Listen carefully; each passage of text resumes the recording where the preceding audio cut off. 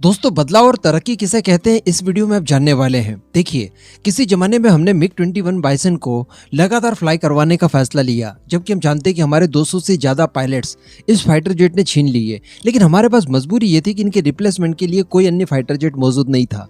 तो मजबूरी हमारी ये बनती थी कि हमें इनका इस्तेमाल लंबे समय तक करना ही है, फिर चाहे ये फ्लाइंग कैफिन ही क्यों ना कहलाते हो। लेकिन दोस्तों, आज ऐसी स्थिति आ चुकी है कि भारत अपने पैरों पर लगातार खड़ा हो रहा है, लगातार बदलाव ला रहा है अपनी कंडीशन में और लगातार प्रगति भी कर रहा है।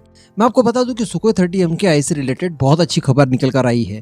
आप ये जान लीजिए कि सुपर सुखोई जो प्रोग्राम होने वाला है, जिसे कि स्वदेशी लेवल पर चलाया जाएगा, वो सुखोई को लेकर आखिरी प्रोग्राम होगा, क्योंकि उसके बाद हम लोगों ने उसके रिटायरमेंट की प्लानिंग कर ली है। जी हाँ, ये बुरा लगने वाली बात नहीं बल्कि अच्छा लगने वाली बात है, क्योंकि आगे आप जानने वाले हैं किस तरह से 6th generation fighter jet Bharat की एयरफोर्स में एंट्री करने वाला है। वीडियो बड़ी इंटरेस्टिंग होगी, एकदम एंड तक देखते हुए चैनल को सब्सक्राइब जरूर कर दीजिएगा। दोस्तों, फर्स्ट ऑफ ऑल मैं आपको बता दूं, भारत की तरफ से ऑफिशियल्स का ये कहना है कि अभी तक 6th जनरेशन के फाइटर जेट में किस तरह की खूबियां होंगी, उनकी क्या क्या स्पेसिफिकेशन होंगे, उनकी टेक्नोलॉजी किस तरह की होगी, या किस तरह से उन्हें अलग बनाया जाए 5th जनरेशन के फाइटर जेट से, इस बात का निर्धारण नहीं हुआ है। यानी हम लोग नहीं कह सकते कि हाँ, ये वाली कैपेबिलिटी आ जाने के बाद हम लोग इस फाइटर जेट को 6th जनरेशन का कहेंगे। जैसे कहा जाता है ना कि जो टेम्पेस्ट बना रहा है यूके, तो वो एक 6th जनरेशन का फाइटर जेट है। लेकिन उसमें ऐसा क्या है 6th जनरेशन के हिसाब से जो कि 5th जनरेशन के एयरक्राफ्ट में नहीं होता। कहने का मतलब थोड़ी चीज़ें आप मॉडिफाई कर रहे हैं, उन्हें हाइब्रिड बना रहे हैं, उन्हें थोड़ी सी और ज़्यादा सुपीरियर बना रहे हैं।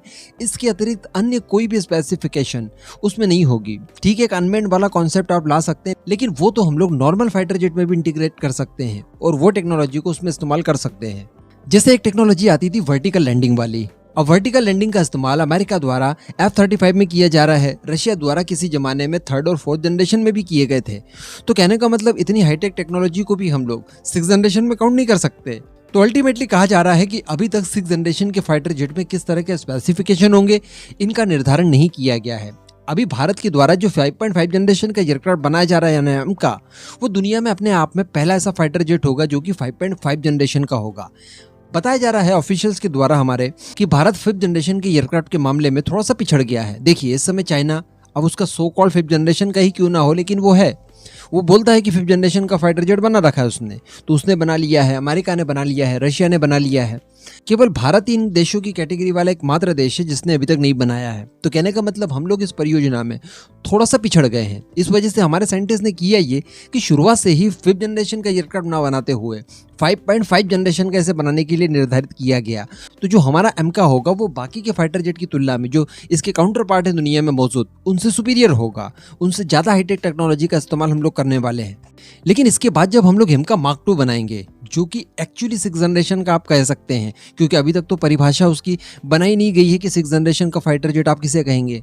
तो वो जो एक्चुअली 5.5 जनरेशन का एमका मार्क 2 होगा, जो कि एमका मार्क 1 से कई ज़्यादा सुपीरियर होगा, उसे आप 6th जनरेशन की कैटेगरी में रख सकते हैं, बिल्कुल रख सकते हैं। और आप जानते हैं कि वो अनमेन्ड भी होने वाला है। तब तक हम लोग हमारी टेक्नोलॉजीज को कई लेवल तक और बढ़ा चुके होंगे। ये जो आज हमारी टेक्नोलॉजी है उसमें हम लोग आर्टिफिशियल इंटेलिजेंस का इस्तेमाल कुछ इस लेवल का करने वाले हैं कि वो हमारे एमका मार्क 1 से कई ज़्यादा भिन्न हो जाएगा और बहुत ज़्यादा हाइब्रिड कहलाएगी। तो अब यही प्लानिंग है Su-30 MKI को लेकर। Su-30 MKI के अंदर बताया जा रहा है कि सुपर सुखोई वाला प्रोग्राम चलाया जाएगा स्वदेशी लेवल पर। यहाँ पर रशिया की हेल्प नहीं ली जाएगी। इसका टोटली एवियोनिक्स और हम लोगों ने जो वेपन पैकेज इसका चेंज किया है, इन सब चीज़ों की वजह से ये सुपर सुखोई में कन्वर्ट हो जाएगा, ये अपग्रेड हो जाएगा। और बताया जा रहा है कि इतना तो ये एटलीस्ट हो ही जाएगा कि 2040 तक ये चल सके, ये अपनी सेवाएं दे सके लगातार। क्योंकि इसके बाद हम लोग हमारे सुखोई 30 MKI को रिप्लेस कर देंगे और उनकी जगह लेंगे हमारे 6th जनरेशन के फाइटर जेट यानी एमका मार्क 2। प्लानिंग ये है कि 2030 तक देखिए हमारा जो एमका मार्क 1 होगा वो अपने प्रोडक्शन में चले जाएगा और उसका प्रोडक्शन लगभग शुरू हो जाएगा। उसके तुरंत बाद भारत के साइंटिस्ट एमका मार्क 2 के ऊपर काम शुरू कर चुके होंगे। एमका मार्क 2 के ऊपर स्टडी, उसको ऊपर काम करने में और उसका प्रोटोटाइप बनाकर उसके ट्रायल्स वगैरह में टोटल हमें चाहिए होगी 5 साल की विंडो। यानी 2035 तक हम लोग इसे इस लेवल तक तैयार कर चुके होंगे एमका मार्क 2 को कि वो प्रोडक्शन में डाला जा सके। और 2035 से लेकर 2040 के बीच में इसको हम लोग इतनी मात्रा में बना चुके होंगे, इतना प्रोडक्शन इसका कर चुके होंगे कि वो Su-30 MKI की सारी जगह को फुलफिल कर सकता है। उसके बाद हम लोग Su-30 MKI को रिटायर कर देंगे और उनकी जगह हमारे MK Mark II जो कि 5.5 जनरेशन के एक्चुअल या फिर 6 जनरेशन आप कह दीजिए, वो तैयार हो चुके होंगे और वो उनकी जगह लेने के लिए तैयार होंगे। हमारे लिए सारी एयर सुपेरियोरिटी का काम वो संभालने के लिए सक्षम होंगे। तो कहने का मतलब 2035 से लेकर 40 के बीच का समय वो होगा हमारे लिए, जो कि हमारी आज तक की सारी मेहनत का फल लेने का समय होगा और वो गोल्डन ईरा चल रहा होगा हमारे लिए। और यही वो ईरा होगा जिस समय हमें 4th जनरेशन या फिर 4.5 जनरेशन के किसी भी एयरक्राफ्ट की कोई आवश्यकता नहीं होगी। हम लोग इतने सक्षम हो चुके होंगे, टेक्नोलॉजी वाइज हम लोग इतने आगे जा चुके होंगे कि हम लोग 5.5 जनरेशन के MK को इस्तेमाल करने के लिए पूरी तरह से तैयार होंगे। तो कहने का मतलब अगर आपको कंफ्यूजन लग रहा है तो मैं आपको फिर से एक बार रिपीट कर दूं शॉर्ट में कि अभी सुखोई 30 MKI को थोड़ा सा अपग्रेड किया जाएगा इसके एवियोनिक्स में, इसके हथियारों में। उसके बाद ये 2035-40 तक सर्विस देने के लिए पूरी तरह से तैयार हो जाएगा। 2030 तक हमारे MK का सारा काम पूरा हो चुका होगा, वो मास प्रोडक्शन में चल रहा होगा, उसकी लगातार डिलीवरी हमारी एयरफोर्स को मिल रही होगी और इसी दौरान हमारे साइंटिस्ट काम करने वाले हैं MK Mark II पर।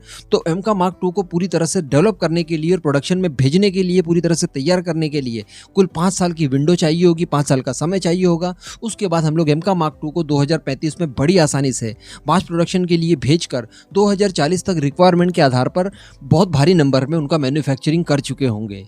तो ये कुछ खबर निकल कर आई है जो कि मेरे हिसाब से यकीनन बड़ी शानदार खबर है इस समय की। इस पूरे मुद्दे पर आपका जो भी मानना हो नीचे कमेंट करके जरूर बताइएगा।